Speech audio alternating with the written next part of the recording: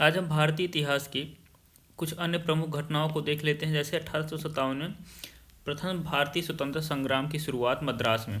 प्रथम भारतीय स्वतंत्रता संग्राम की शुरुआत कहाँ हुई थी? मद्रास में 1857 में। कलकत्ता और बम्बई विश्वविद्यालय की स्थापना की घोषणा की गई थी। कलकत्ता और बम्बई विश्वविद्यालय स्थापना की घोषणा की गई थी। 1858 में ईस्ट इंडिया कंपनी के शासन का अंत हुआ था। 1858 में ईस्ट इंडिया कंपनी के शासन का अंत हुआ और शासन सीधे अब जो है इंग्लैंड के द्वारा होने लगा, इंग्लैंड की सरकार के द्वारा। राजा सरकार क्या, राजा कह सकते हैं वहाँ पर। भारत का प्रशासन ब्रिटेन की रानी के हाथ में चला गया था 1858 में। इसके लिए ईस्ट इंडिया कंपनी को भारी मुआवजा दिया गया।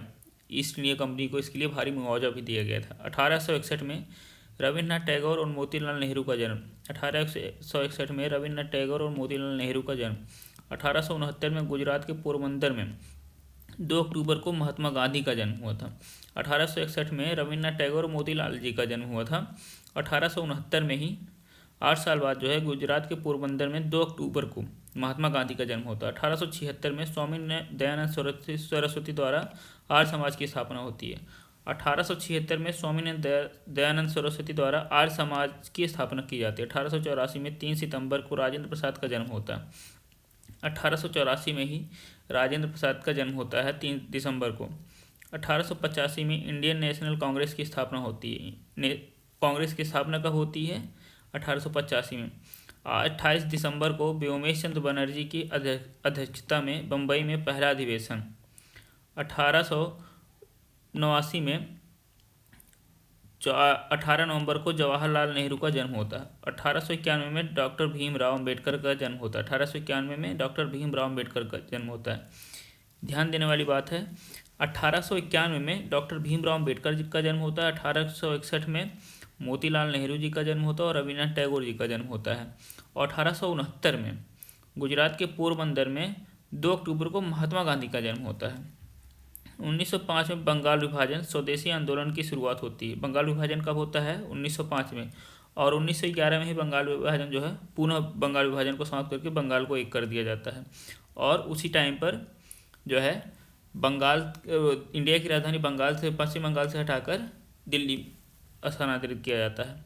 23 मार्च को सांप्रदायिक अलगाव के विरुद्ध कलकत्ता में 10,000 हिंदू और मुस्लिम विद्यार्थियों का संयुक्त जुलूस निकाला गया था 23 मार्च को 1905 में ही। 1906 में 6 अक्टूबर को ढाका में अखिल भारतीय मुस्लिम लीग की स्थापना की गई थी। अखिल भारतीय मुस्लिम लीग की स्थापना 1906 में की गई थी। 1907 में कांग्रेस का सूरत अधिवेशन। 1907 में कांग्रेस का सूरत अधिवेशन, यहाँ कांग्रेस के नरमदली और उग्रवादी गुटों में झड़प होने के कारण अधिवेशन को बीच में ही स्थगित कर दिया गया था। नरम दल व गरम दल।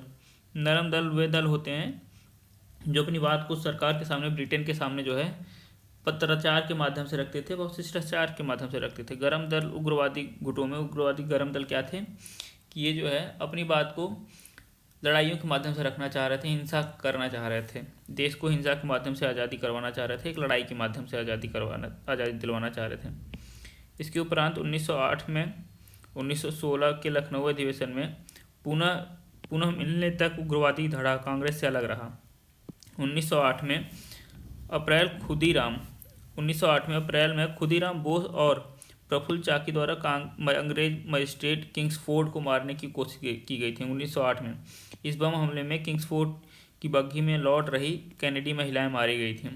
यही है उग्रवादी गुटों का ये काम रहता था, जो भारत को हिंसा के माध्यम से आज़ादी दिलवाना चाहते थे।